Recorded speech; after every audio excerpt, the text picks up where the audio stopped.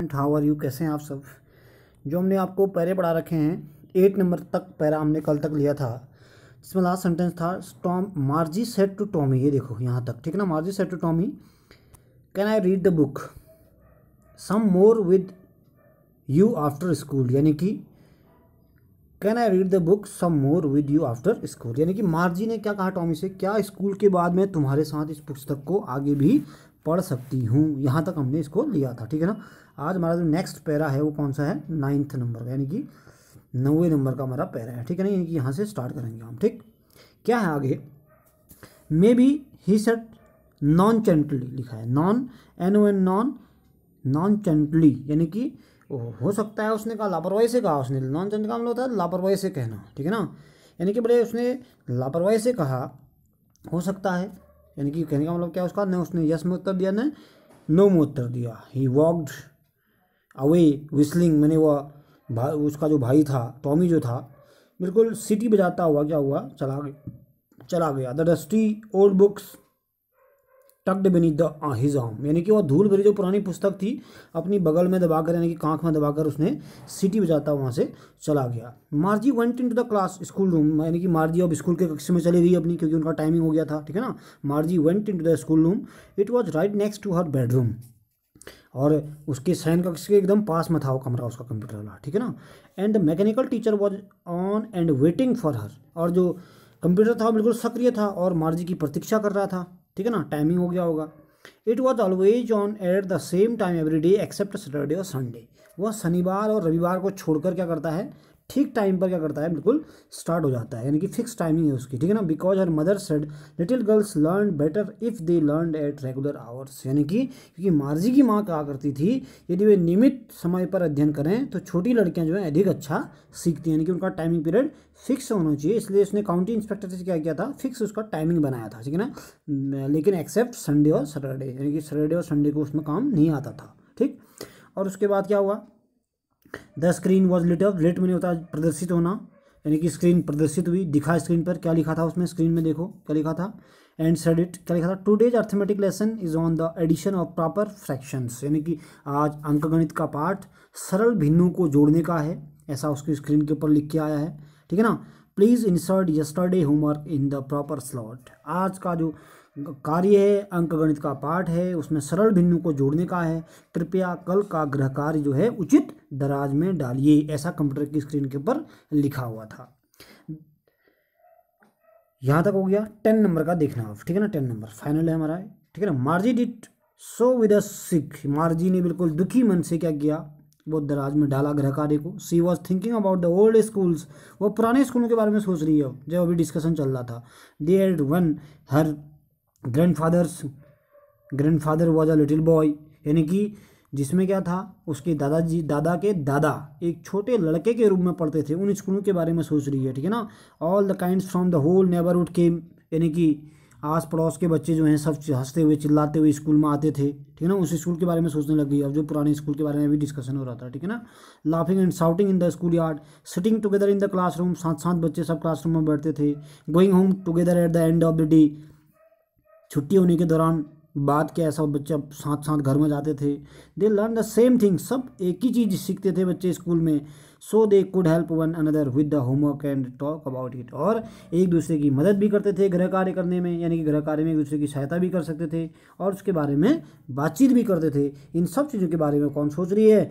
मारी सोच रही है। And the teachers were people, और दूसरा इंसान होते थे, कौन? यानी कि शिक्षक कौन होते थे? मनुष्य होते थे, ठीक है ना। अभी कौन है? कंप्यूटर है, ठीक है ना, प्रेजेंट टाइम पे जो हमारा चैप्टर चल रहा है उसके अनुसार, ठीक है ना। The mechanical teacher was flashing on the screen, computer की स्क्रीन वर्णन क्या कर रही थी, उसमें क्या आया था, देखो।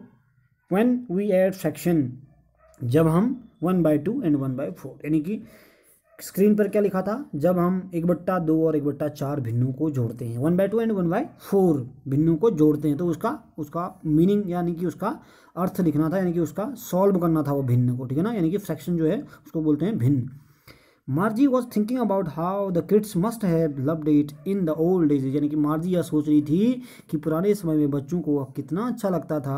सी was thinking about the fun they had, यानी कि वह उस मनोरंजन के बारे में सोच रही थी जो उन बच्चों को प्राप्त होता था उस समय पर, उन चीज़ों के बारे में सोच रही थी मार्जी, यानी कि जिस समय बच्चों को वो चीज़ें प्राप्त होती थी। ठीक है ना। फाइनल में क्या लिखा है, मार्जी was thinking about how the kids must have loved it in the old age, यानी कि मार्जी यह सोच रही थी कि पुराने समय में बच्चों को वह कितना अच्छा लगता था, वह उस मनोरंजन के बारे में सोच रही थी जो उन बच्चों को प्राप्त होता था। यानी कि ये हमारा लगभग चैप्टर लगभग चैप्टर पूरा हो चुका है। ठीक है ना, यानी कि चैप्टर हमारा फाइनल हो चुका है। तो हमने क्या करना है, एक तो हमने कहाँ से स्टार्ट किया था, अभी आज कहाँ से स्टार्ट किया था, 9 से स्टार्ट किया था, यानी कि 9 नंबर के पैरे से हमने इसको स्टार्ट किया था। ठीक है ना, यानी कि जो हमारा पहला वर्ड क्रिटिकल वर्ड है नॉन चैलेंटली है, नॉन चैलेंटली, नॉन को अलग करना है, NON डैश लगाना है, उसके बाद क्या लिखना है, नॉन चैलेंटली, चैलेंटली यानी कि carelessly, not showing much interest, लापरवाही से बोलते हैं नॉन चैलेंटली। ठीक है ना। उसके बाद जो दूसरा वर्ड हमारा है क्रिटिकल जो वर्ड है उनको बता रहा हूँ मैं भी। ठीक है ना, व्हिस्लिंग आया है। ठीक है ना, व्हिस्लिंग का मतलब क्या होता है, सीटी बजाना। ठीक है ना, यहाँ पर लिखा है देखो व्हिस्लिंग, मैं भी दिखाता हूँ आपको। ठीक है ना, ये व्हिस्लिंग है। ठीक, ये व्हिस्लिंग मैंने क्या है, सीटी बजाते हुए, यानी कि मुँह से सीटी बजाना इसको बोलते हैं। उसके बाद एक वर्ड और आया है इसमें डस्टी, डस्टी का मतलब क्या, धूल भरी इसको बोलते हैं। ठीक है ना। उसके बाद नेक्स्ट वर्ड आया टग्ड, TUCKED, टग्ड में नहीं होता है दबाना, ये टग्ड वर्ड है इधर पर। ठीक है ना, इसको बोलते हैं क्या, दबाना, दबाए हुए इसको बोलते हैं। एक्सेप्ट वर्ड आया है, एक्सेप्ट का मतलब के सिवाय कह सकते हैं, यानी कि अदर देन, नॉट इंक्लूडिंग इसको कह सकते हैं इंग्लिश में। ठीक है ना। उसके बाद आया आपका नेक्स्ट वर्ड आया है, नेक्स्ट वर्ड ये देखो आप इधर, फ्लैशिंग, फ्लैशिंग, फ्लैशिंग का मतलब क्या होता है, इधर कहाँ है ये flashing word, arithmetic under 2 days proper arithmetic, इधर मदर साइड बैक साइड में है इसके। ठीक है ना, ये देखो मे बी विस्लिंग, यहाँ तक बता दिया मैंने। Whistling, Margie went out in the classroom, it was right next bedroom, mechanical teacher was writing waiting for always the same except Saturday और संडे। ठीक है ना। उसके बाद लिखा है because her mother said little girls learn better if they learn at regular hours, the screen was lit up and they are today's arithmetic lesson और addition perfection and homework in the proper slot. ठीक है ना, flashing का मतलब रोशनी की चमक होता है। एडिशन आया है, एडिशन में जोड़ना होता है। ठीक, उसके बाद आया प्रॉपर फैक्शन, प्रॉपर फैक्शन बोलते हैं क्या, सरल भिन्न को बोलते हैं। ठीक है ना। इंसर्ट का मतलब होता है रखना, इंसर्ट का मतलब रखना। ठीक, ये सारे वर्ड इधर ही हैं। ठीक है ना, ये है जैसे फ्रैक्शन है, इधर इंसर्ट है। ठीक है ना, ये सब वर्ड हैं। एडिशन है, प्रॉपर एडिशन, सरल भिन्न जिसको बोला मैंने अभी। ठीक है ना, ये सब चीज़ें लिट अब इधर आया है। ठीक है ना, ये सब क्या हैं, ये वर्ड में जो आपको बता रहा हूँ ये सब आपको लिखने हैं। ठीक है ना। उसके बाद नेक्स्ट वर्ड आया है विद अ सिग, जिसको बोलते हैं आह भरते हुए।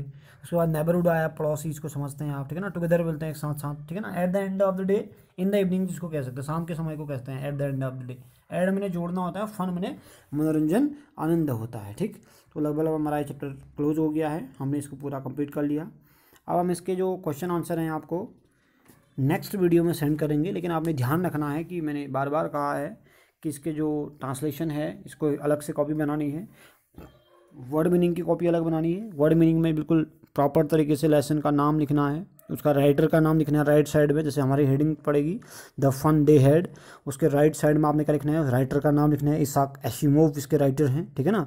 और द चैप्टर सेट, कैसे सेट की गई है स्टोरी, फ्यूचर यानी कि भविष्य, आने वाले भविष्य में, जिसमें क्या होगा, बुक्स एंड स्कूल्स आज well now no them will be perhaps not exist then, यानी कि हो सकता है किताबें कुछ समय में क्या हो जाएंगी, किताबें और स्कूल बिल्कुल बंद हो जाएंगे और सिर्फ कंप्यूटर पे पढ़ाई होगी, घर पे पढ़ाई होगी, नो स्कूल। उसको इमेजिनेशन करते हुए ये पूरा चैप्टर सेट किया गया है। तो हम इसको कल क्या करेंगे, अब नेक्स्ट वीडियो में आपको इसके क्वेश्चन आंसर भेजेंगे। ठीक है ना, उन क्वेश्चन आंसर को आपने क्या करना है, सॉल्व करना है। तब तक के लिए आप इसका ट्रांसलेशन और वर्ड मीनिंग पूरा करना। ठीक है ना।